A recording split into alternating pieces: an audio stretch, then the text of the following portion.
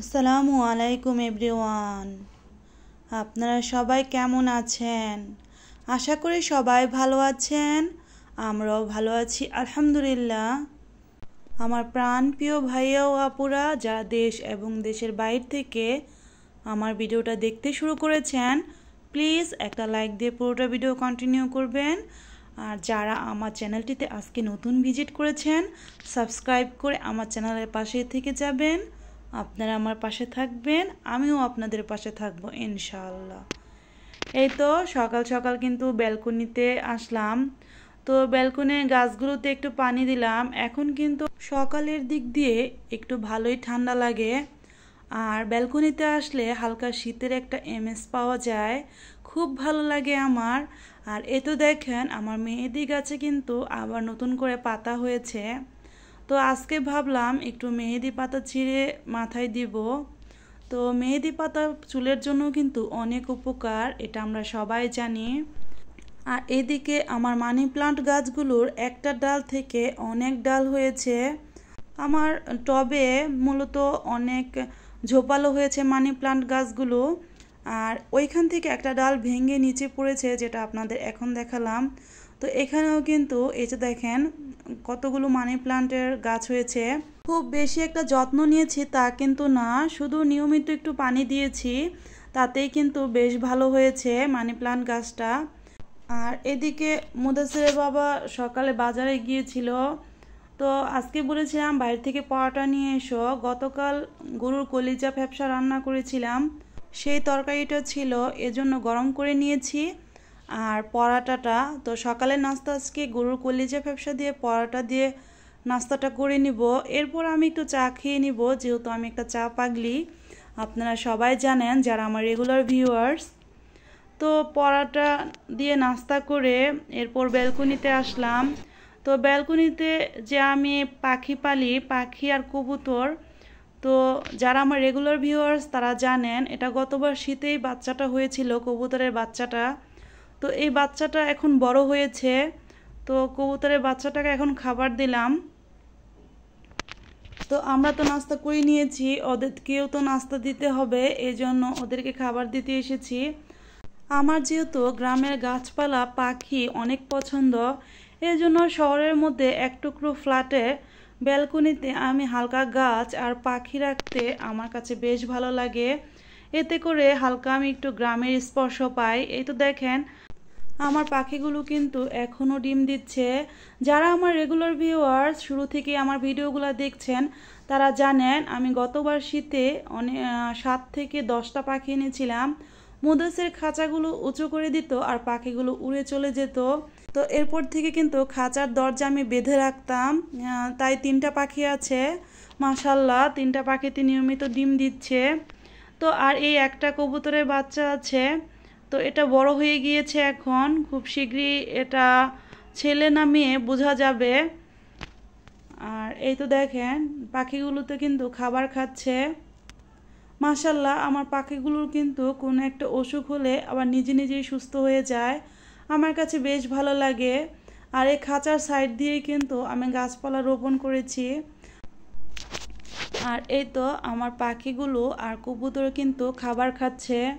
তো বিকেলবেলা যখন ব্যালকনিতে বসে ওদেরকে দেখি আমার কিন্তু মনটা অন্যরকম হয়ে যায়, খুবই ভালো লাগে আমার। আর আমি যেহেতু একজন পাখি প্রেমী, পাখি কবুতর আমার ভীষণ পছন্দ, আর গাছপালাও কিন্তু আমি অনেক পছন্দ করি।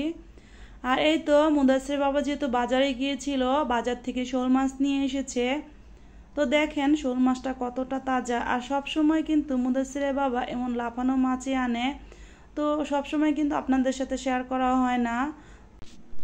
আর আজকে সকাল থেকে সন্ধ্যা পর্যন্ত আমি কি করি সব কিছুই আপনাদের সাথে শেয়ার করব।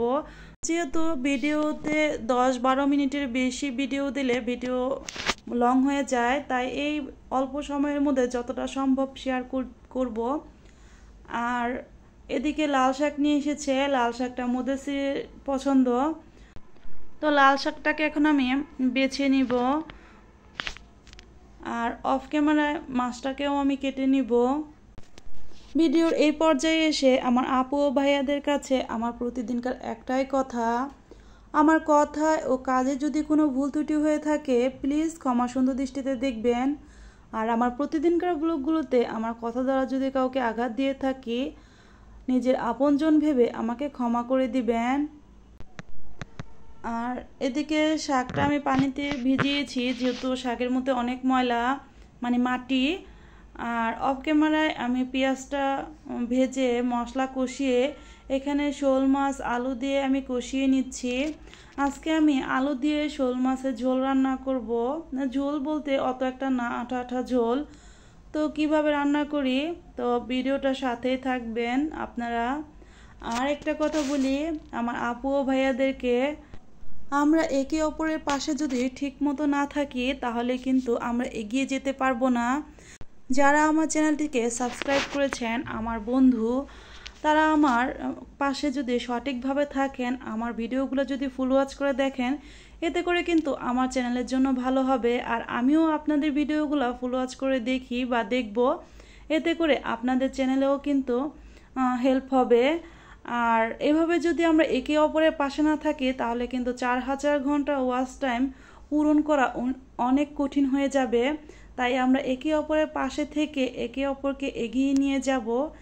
আর এভাবে আমরা একে অপরের পাশে থাকলে সফলতার খুব দ্বারপ্রান্তে কিন্তু আমরা পৌঁছাতে পারবো।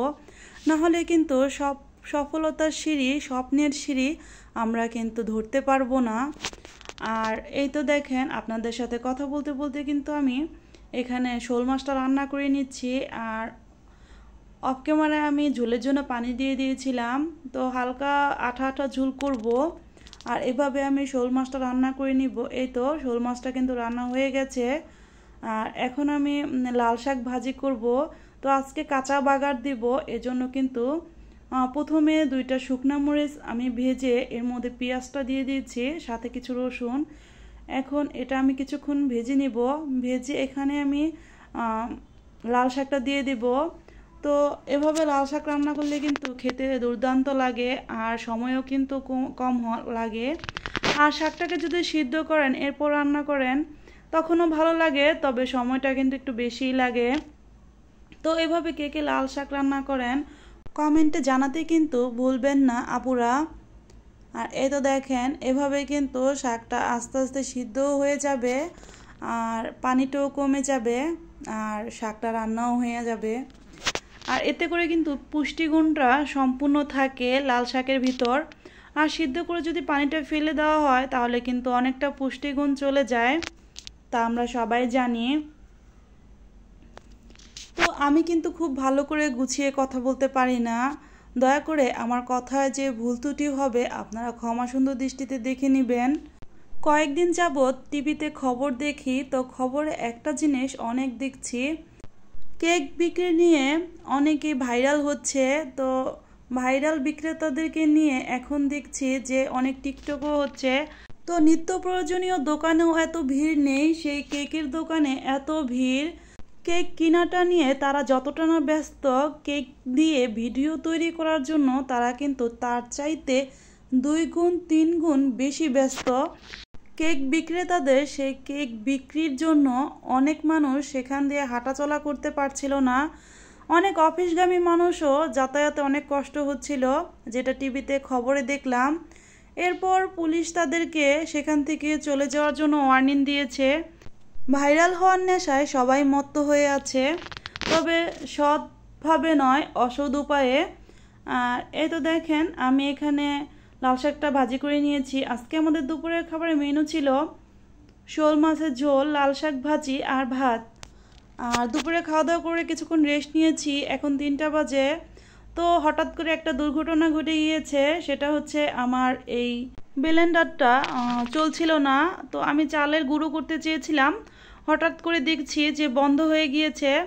তো আমি ভাবলাম কি হলো, একদম নতুন, 1 বছর হয়নি আমার এই ব্লেন্ডারটা। তো যাই হোক, যেহেতু ইলেকট্রনিক জিনিস নষ্ট হতেই পারে। এরপর আমি আর অপেক্ষা না করে নিজেই ব্লেন্ডারটা খুলে দেখলাম যে এর ভিতর কি হয়েছে, আমি ঠিক করতে পারি কি না। তো এরপর দেখি কি একটা আজব ঘটনা, ভিতরে কয়েকটা তেলাপোকা ঢুকে আছে। তারপর তেলাপোকাগুলো আমি বের করলাম, ব্লেন্ডারের ভিতরে ধুলো পড়েছে, তো সেটাও ভালো করে ক্লিন করে নিলাম একটা ব্রাশ দিয়ে। আমি ভাবলাম এই জন্য হয়তো আমার ব্লেন্ডারটা চলছিল না, এই জন্য ব্লেন্ডারটা ভালো করে আমি মুছে পরিষ্কার করে এখন ভালো করে লাগিয়ে দিব। আর যে কোনো কিছু নষ্ট হয়ে গেলে কিন্তু আমি ঠিক করার আগে চেষ্টা করি। আমার বাসায় তেলাপোকা মারার একটা স্প্রে আমি সবসময় রাখি, আর এই তো সেই স্প্রে দিয়ে কিন্তু এখন তেলাপোকাটা মেরে নিলাম। আর ব্লেন্ডারটা আমি ফিটিং করেছি। আর এরপর বিকেল দিক দিয়ে একটু বের হয়েছি, মুদাসের আমরা মা ছেলে একটু নার্সারিতে এসেছি। তো মূলত আমি একটা স্নেক প্লান্ট নিতে এসেছি। তো আমার কিন্তু স্নেক প্লান্টগুলো বেশ ভালো লাগে, আর আমি শুনেছি স্নেক প্লান্টে নাকি অনেক অক্সিজেন সরবরাহ করে। তাই একটা স্নেক প্লান্ট কিনতে চলে আসলাম নার্সারিতে। কিন্তু এখানে অনেক গাছ, তো এখানের বাগান বিলাস গাছগুলো আমার ভীষণ ভীষণ রকমের ভালো লাগলো। তবে গাছের যে টবগুলা সেগুলো অনেক বড় বড় ছিল, যেগুলো ব্যালকনিতে রাখা স্পেস নেই, এজন্য ভালো লাগলেও কেনা যাচ্ছে না। আর এই তো দেখেন এখানে কিন্তু অনেক চারা, নার্সারিতে শুধু চারা গাছ, যেহেতু নার্সারি গাছ তো থাকবেই। কিন্তু দুঃখের বিষয় যে আমার স্নেক প্লান্টটাই ছিল না, যেটার জন্য আমি এসেছি। তো কি করব, যেহেতু নাই তাই নার্সারি ঘুরে ঘুরে দেখছিলাম কী কী গাছ আছে। এই তো আপনারাও আমার সাথে চলুন, দেখুন যে কী কী গাছ আছে, আমরা কি কি দেখছি। এদিকে আমি কিন্তু ভিডিও শেষ প্রান্তে চলে এসেছি। সবাই ভালো থাকবেন, সুস্থ থাকবেন, 5 ওয়াক্ত নামাজ আদায় করবেন, আমাদের জন্য দোয়া করবেন, আমরা আপনাদের জন্য দোয়া করব। আসসালামু আলাইকুম, আল্লাহ হাফিজ।